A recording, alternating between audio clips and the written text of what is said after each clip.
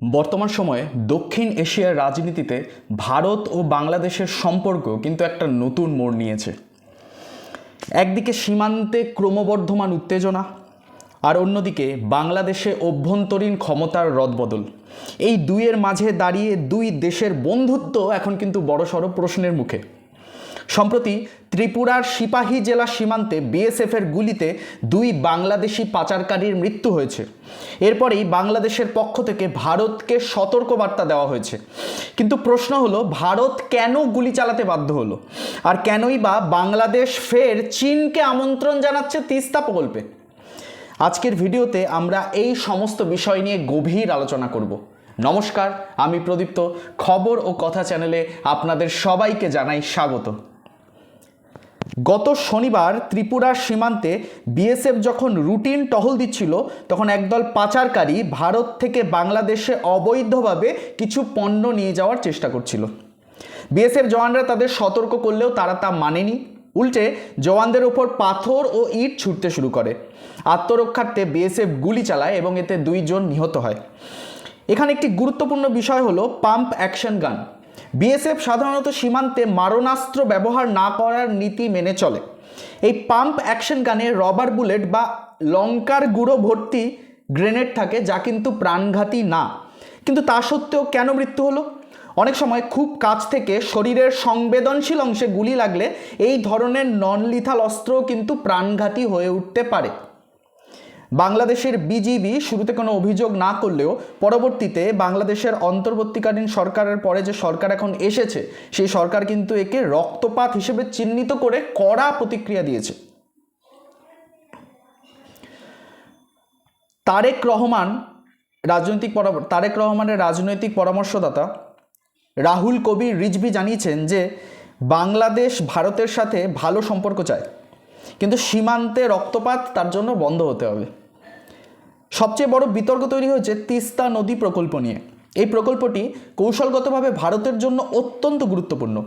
Siliguri corridor বা chicken snake থেকে মাত্র 20 থেকে 25 কিলোমিটার দূরে এই প্রকল্পের কাজ শুরু হয়েছে।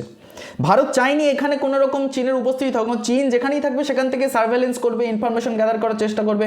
আর ভারতের সীমানার এত কাছ থেকে চীন যদি ইনফরমেশন গ্যাদার করে, সেটা আমাদের জন্য একেবারেই ঠিক না। চীনা ইঞ্জিনিয়ারদের এটা কিন্তু রেকর্ড আছে যে পরিকাঠামোর আড়ালে নজরদারি সরঞ্জাম তারা কিন্তু বসিয়ে দেয়।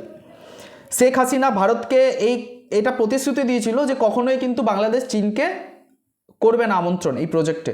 কিন্তু বর্তমান সরকার কিন্তু পুনরায় চীনকে আমন্ত্রণ জানিয়েছে।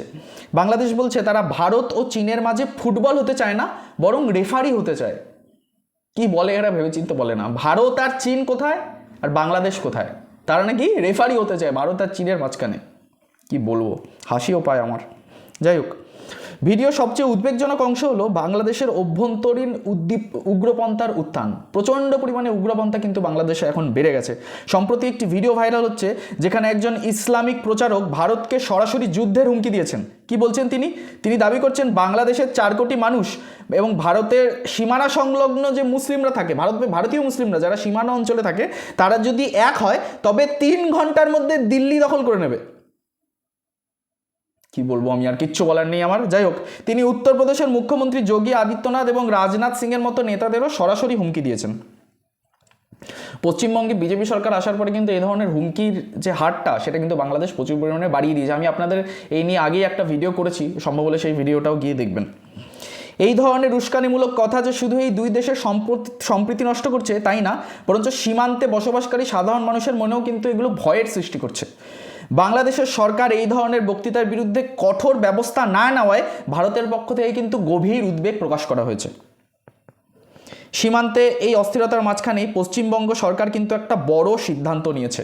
প্রায় 4000 কিলোমিটার দীর্ঘ ভারত বাংলাদেশ সীমান্তের এক বিশাল অংশ এখনো কিন্তু কাঁটাতারের বেড়া দেওয়া হয়নি, কারণ প্রাক্তন রাজ্য সরকার কিন্তু জমি দেয়নি বিএসএফকে।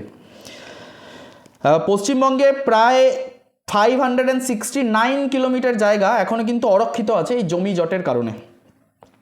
পশ্চিমবঙ্গ মন্ত্রিসভার প্রথম বৈঠকে কিন্তু সিদ্ধান্ত নেওয়া হয়েছে যে আগামী 45 দিনের মধ্যে বিএসএফকে প্রয়োজনীয় জমি হস্তান্তর করা হবে, যাতে তারা কাঁটাতারার বেড়া দেওয়ার কাজটা কিন্তু শেষ করতে পারে। এটি একটি অত্যন্ত ইতিবাচক পদক্ষেপ। কিছু কিছু জায়গায় জলাভূমি আছে, নদী আছে, সেখানে বেড়া দেওয়া সম্ভব না, ফিজিবল না, কিন্তু যতটা ফিজিবল ল্যান্ড আছে সেখানে কিন্তু দ্রুত কাজ শেষ হলে অনুপ্রবেশ এবং পাচার অনেকাংশেই কমবে। ভারত ও বাংলাদেশের সম্পর্ক কিন্তু শুধুমাত্র দুই দেশের সরকারের ওপর নির্ভর করে না, বরঞ্চ সীমান্তের নিরাপত্তা, সাধারণ মানুষের আস্থার ওপরে দাঁড়িয়ে থাকে। উগ্রপন্থা দমন এবং সীমান্তের সঠিক ব্যবস্থাপনা না হলে এই তিক্ততা কিন্তু আরও বাড়তে পারে। ভারতের জন্য এখন সবচেয়ে বড় চ্যালেঞ্জ হলো নিজের সীমানা সুরক্ষিত করা এবং একই সাথে বাংলাদেশের বর্তমান পরিস্থিতির ওপর তীক্ষ্ণ নজর রাখা।